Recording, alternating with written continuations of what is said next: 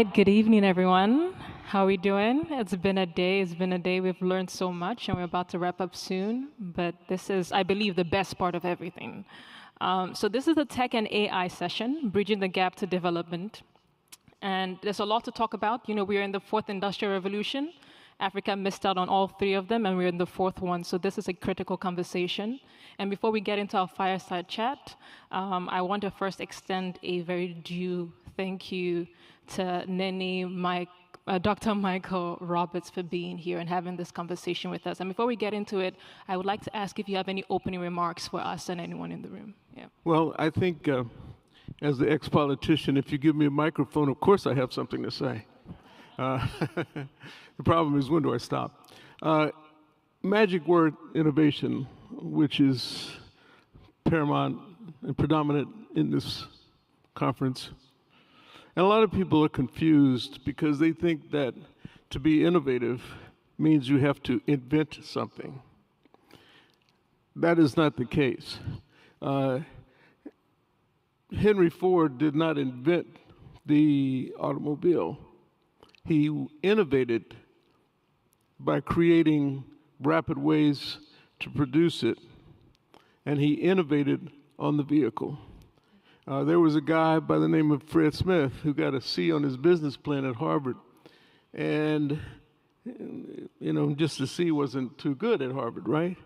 But he decided that he would still take his business plan, which was pretty simple. It was taking a box, filling it up with something, and then shipping it.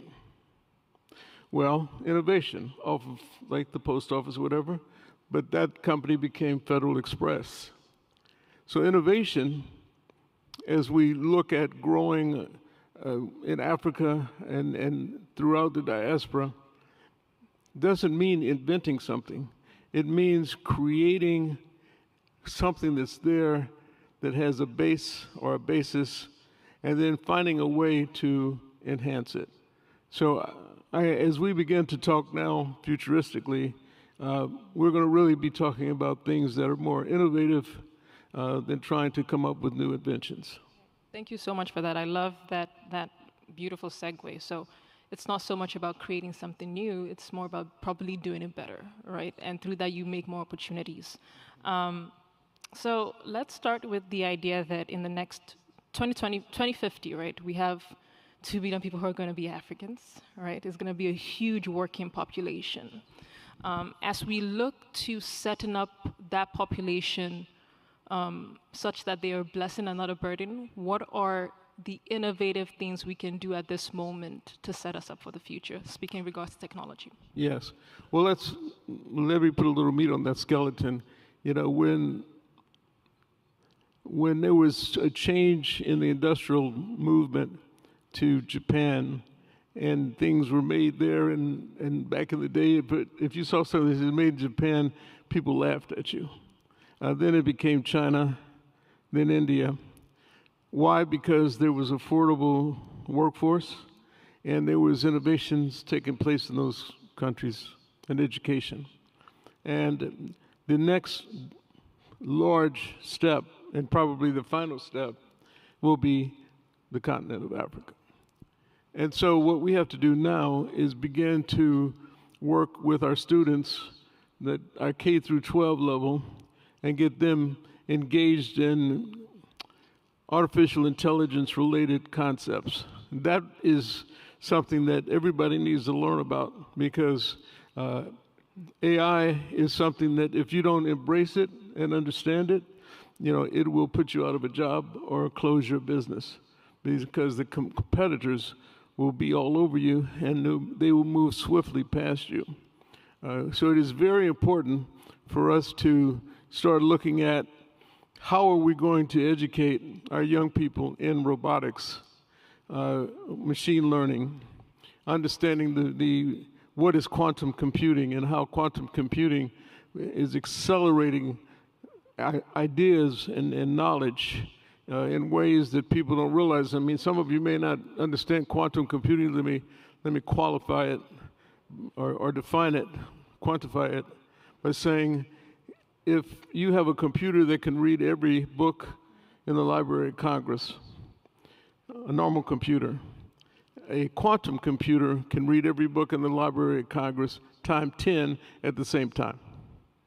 So the new knowledge and the advancements that are taking place, we have to make sure that our emerging workforce in Africa will be prepared to enjoy the new emerging benefits and the technologies that will be taking place. For example, I mean, today, esports, kids 14 are playing esports and winning $100,000. You know, I don't see that as a robust opportunity within the black community in the United States, and certainly not in Africa.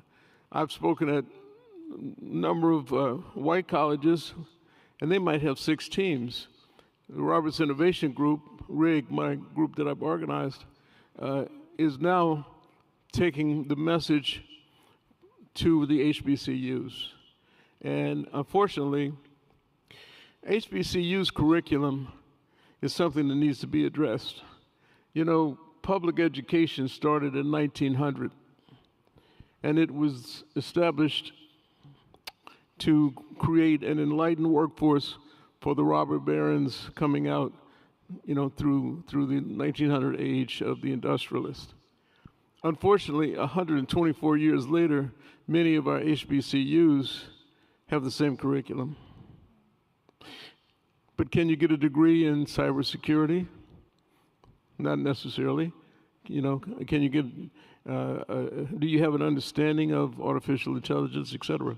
So I'm just saying to your point that the way in which we get our folks prepared is through education and bringing in subject matter experts to start teaching. Sometimes we'll teach through esports because it's fun, but it still has the same application in many ways. I love that, especially like the idea of gamifying education. I think that's important. So when we talk about development, education is a huge part of it, right? So that's what I'm hearing from what you've said, really educating our population, making sure they're set up for the future. An example has been, I know that, you know, on Africa, things like that are happening. So Egypt recently invested about 10 billion Egyptian pounds, which is about $200 million, into their research and development, so their universities. However, we've also seen on the flip side, we've seen a lot of investments, capital investment into AI startups on the continent. So when you're looking at research and you're looking at research and education, but you're also looking at businesses and fintechs and things of that nature. When we're trying to bridge the gap to development, which should we put first? Should we put the educational focus first, where we're truly investing in our universities and we're investing in our schools, or should we first focus on investing in our startups and our businesses? Which is it? Should we do both, but we have limited resources? And if we can do both, which should go first? Well, that's which came first, the chicken or the egg? I mean, the rooster. But the reality is, it's all inclusive. For example, if you take the cocoa business, chocolate, it's a $100 billion business. Only 10% of it stays in Africa, but the cocoa beans come out of Africa. So what's the problem? We're not processing. We need to be able to process in Africa, which creates jobs, and technology will come from that. I mentioned earlier, I have a friend who's recycling plastic bottles. I mean, that's a big deal. You know, what we have to do is make sure we're protecting our earth, right? We don't want to continue to send plastic into the oceans and kill our fish and destroy our planet. So I think anything that's energy efficient is also related to the preservation of the earth. So we have to somehow blend academics and training with our young people and retraining others, and recognize that artificial intelligence sits on top of all of this. And artificial intelligence can be either the evil Satan or it can be our angel. But we have to protect it. I'm going to take a little deeper dive for a moment, because now it's time for me to be disruptive to those who are listening. You know, your telephone, for example, has infinite knowledge. You can ask your phone just about anything. So imagine taking a chip and being able to place that chip in your brain, and suddenly you have infinite knowledge. And you are able to close your eyes and see yourself skydiving or something. But also at the same time, there'll be these little tiny bots that'll be able to go into your body to evaluate your health. So I said this the other day. So one day you'll look at the mirror and you'll say, mirror, mirror on the wall, what's wrong with me? And the mirror will do an analysis of you and then send that analysis to RoboDoc. RoboDoc will then evaluate, send that evaluation to RoboPharmacy, and the RoboPharmacist will then call in the drone to deliver whatever type of medicine you need at your house. The challenge in all of that is look at those traditional jobs and careers that are going to be facing the change of within the technology component of everything I just described.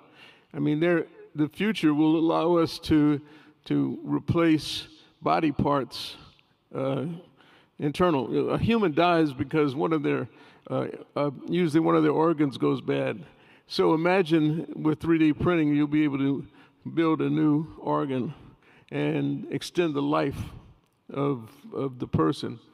And if we can do that, then some of you alcoholics out there, we can rebuild your liver. You might be able to live a little longer. But the point is, as we look at extending life, we're also looking at extending business opportunities. And that means we're going to have new forms of housing and ways to take, especially those who are aging, and put them in positions where they're healthy enough to move around, but what are they going to do? Are we building them a position where technology is going to be useful and helpful as opposed to a detriment? So if you've got that brain chip, what's going to happen if a brain hacker comes along? And then suddenly there are things going, you're doing things you don't know about. So that's the disruption. I know I'll catch you uneasy there for a moment. But the point is, the future has to be controlled, and there needs to be guardrails on artificial intelligence. Because if we don't have guardrails, a lot of things can be said that could create what I define as future industrial racism. Because there could be data in there that can be persuasive against loaning a black person money for their business. Because the data sort of says, oh, you went to Howard? Well, suddenly, it creates a stereotype. So there's all types of challenges we're going to be facing. As I talked about esports, I think esports is going to be the future for gaming. You're going to go to casinos, and instead of betting on horses, you'll be betting on teams. And a lot of the celebrities have teams, as you know. And someday, my prediction is that it may even be an Olympic sport. So there's a lot of emerging opportunities in everything I've said. There's going to be businesses and jobs to be created. And then, at the same time, if you have a business or a job that's repetitive in nature, within the next 4 to 5 years, you won't have that job anymore. Robotics will have taken it over.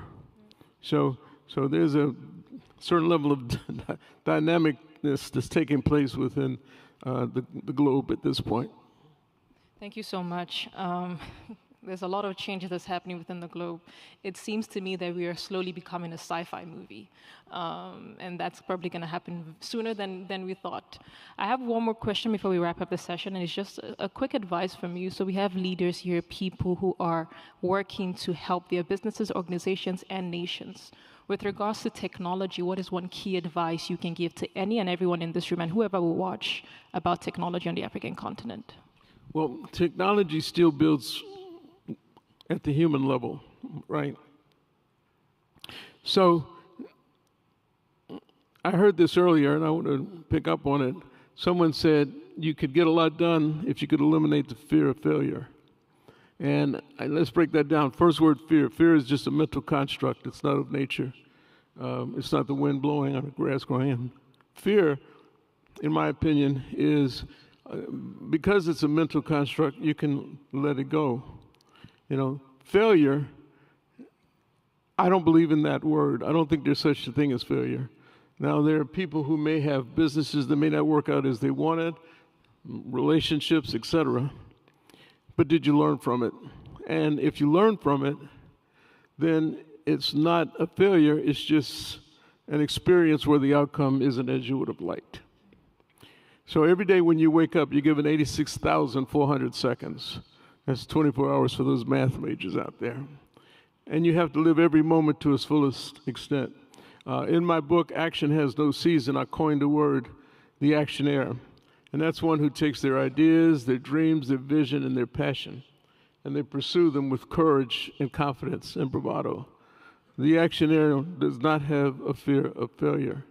And words are sort of interesting in our life. And that is, you know, if I were to ask the audience, how many of you think outside the box? Would you raise your hand if you think outside the box? We got, all right. I'm going to spank you for sticking up raising your hands, because the concept is, if you're thinking outside the box, doesn't that presume that you are in a box? Yeah. And if you are in a box, you've already limited yourself to a certain way to think or function.